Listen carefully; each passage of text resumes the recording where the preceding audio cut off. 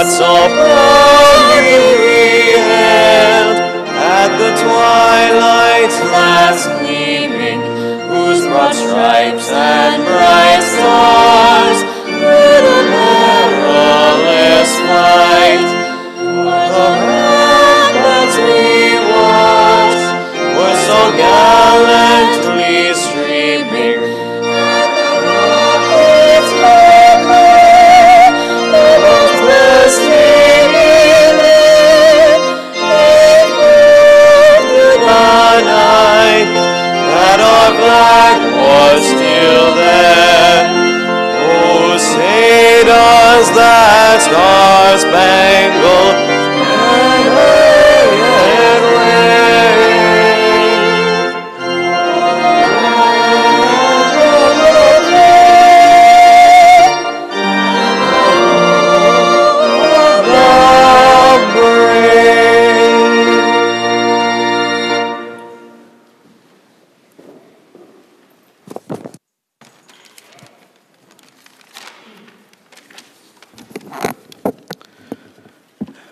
Their sound has gone out into all the lands, and their words into the ends of the world. Please be seated. A reading from the Gospel of John regarding the sacrifice of many veterans. No one has greater love than this to lay down one's life for one's friend. Here ends the reading of God's holy word. Mr. Clark will introduce for Veterans Day.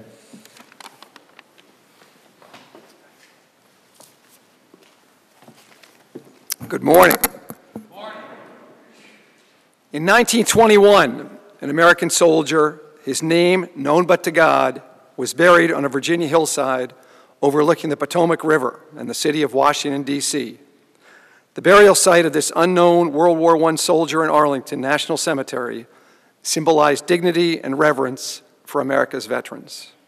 Similar ceremonies occurred earlier in England and France, where an unknown soldier of the Great War was buried in each nation's highest place of honor, in England at Westminster Abbey, in France at the Arc de Triomphe. These memorial gestures all took place on November 11th, giving universal recognition to the celebrated ending of World War I hostilities at 11 a.m., November 11th, 1918, the 11th hour of the 11th day of the 11th month. The day became known as Armistice Day. Armistice Day officially received its name in America in 1926 through a congressional resolution. It became a national holiday 12 years later by similar congressional action. If World War I had indeed been the war to end all wars, November 11th might still be called Armistice Day. But in 1939, World War II broke out in Europe and shattered that dream. Of the 16 million Americans who served in the armed forces during World War II, more than 400,000 died. Today at Episcopal, we honor all Americans who have served their country by celebrating Veterans Day, which officially falls this year on Sunday. We are celebrating a few days early. We're delighted to have with us today a number of alumni, faculty, and staff veterans, and I would ask you please to stand when I call your name. Nicholas Biddle, class of 36. Alvin Markle, who is our speaker today. David McMullen, class of 55. Bill Rapp, class of 56. Ray Munder, class of 57. Cappy Markle, class of 61. Stu Glasby, class of 61. Fred Harold. Pete Duncan, class of 53. Paul Rosenberg. Bill McCardle, Andy Hess, Hank Albright, Will Forbes, John Strand, and any others whose names I don't have who are veterans, please stand. And could I ask everyone else here present to stand to honor all those individuals who have so generously served their country. We applaud your efforts.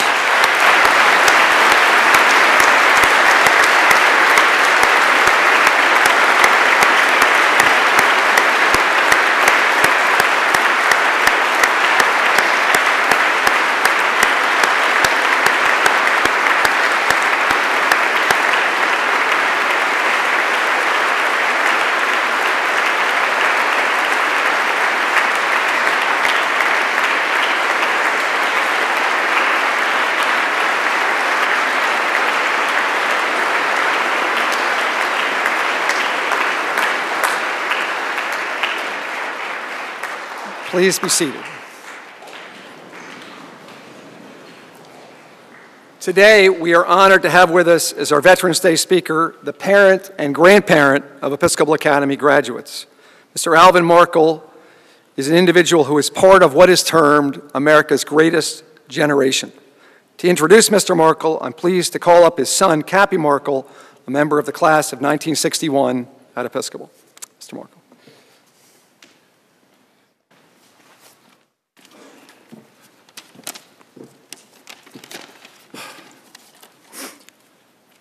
I'm Alvin Markle IV, a Vietnam vet, a member of the class of 61, a member of the Alumni Board of Managers, and father of Brent Markle, class of 04.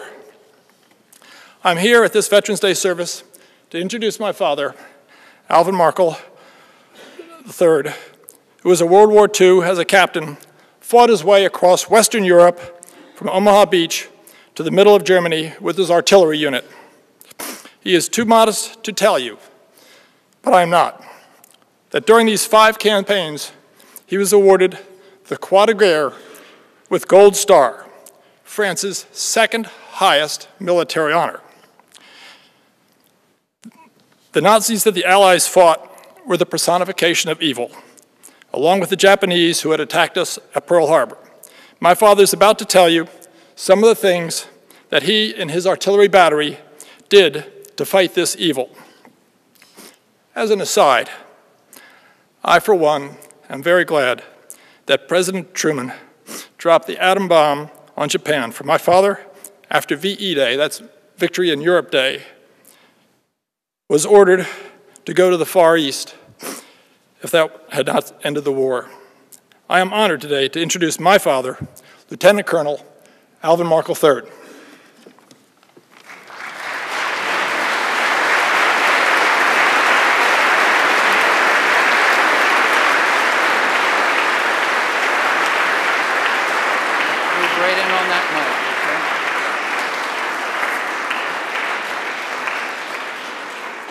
Thank you all for that moving tribute. My class graduated from Yale in 1941. 24 of us were commissioned second lieutenants in the field artillery. Hitler had begun to conquer the world. I volunteered for active duty and reported on July 1st of that year. On December 7th, a day which will live in infamy, Japan attacked Pearl Harbor, and we were at war. The entire country mobilized. Industry shifted to war production, and we made tanks instead of trucks, jeeps instead of cars, and guns instead of appliances. Millions of men volunteered or were drafted into the services. A private soldier earned $21 a day once a month. Women took men's places in factories and shipyards. They helped build military aircraft, and as WASPs, flew them. WAC served in the Army and WAVES in the Navy. Meat, sugar, tobacco, shoes, tires, and other essentials were rationed, even toothpaste. Gasoline, 3 gallons a week. There was a national speed limit of 30 miles an hour. And we found that it really didn't take a whole lot longer to get there. Everybody helped. All made sacrifices. The United States was truly a united country, no hyphens. We were all Americans, and we became a great and powerful nation. Every soldier is issued a weapon. Mine was a battery of 240 millimeter howitzers. 2 cannons, from which 112 pounds of gunpowder, through a 360-pound, 10-inch diameter, high-explosive shell, more than 14 miles with deadly accuracy and impact. These guns weighed 44 tons and were moved in two pieces on carriages pulled by 500 horsepower tanks without turrets. My battery was part of the 266th Field Artillery Battalion in the 1st United States Army. We landed at Omaha Beach, took part in the breakout, and helped liberate France with many fire missions. When we reached Germany, it got rougher. The German army defended its homeland tenaciously, and we were checked at the Roer River for months. The difficulty was the Schwammenau dams. Whenever our troops tried to cross the Roer, the Germans opened the floodgates, and a wave would wash everything away. Those dams were behind the Hürtgen Forest, which was bitterly contested. Pennsylvania's 28th Division was mauled there, and it was sent to the quiet Ardennes sector to rest and recover. The Red Cross sent nice-looking girls in clubmobile trucks to visit the troops, and they did much to boost morale. Once, when it could not visit the infantry, one dropped in on us. My command post was in the cellar of a house with outside steps, and they set up shop nearby. Their truck must have been observed, for soon, boom, boom, boom, boom, a salvo hit the road in front of us. I told them we should seek cover, but they went right on serving coffee and donuts. The next salvo was far behind us, and they smiled, not to worry. Then another salvo landed, still over, but closer. I knew they had us bracketed, and that the next round would be on target, and we were the target. The following morning, the first sergeant said to me, "Captain, the men are all wondering how you got down those cellar steps so fast with a Red Cross girl under each arm." We were running short of 240 millimeter shells, so early in December I was given 6 captured German 105 millimeter guns and sent into the Hürtgen Forest. Artillery needs open fields of fire, and there was only one suitable position. Unfortunately, we found that it was heavily mined. We suffered casualties from undetectable plastic anti-personnel mines. With the good help of an engineer detachment, we cleared 13 large anti-tank mines, which they stacked beside the road. As we were moving in, a 4-ton Diamond T ammunition truck was trailing a tangle of barbed wire caught under the left front fender. The driver was unaware of this. When the truck passed the pile of mines, the wire snagged one and dragged it onto the road and under the rear wheels.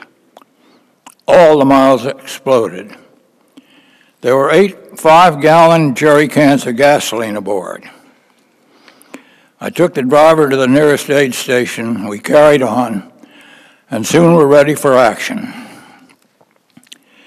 It was not easy to find targets in the dense forest.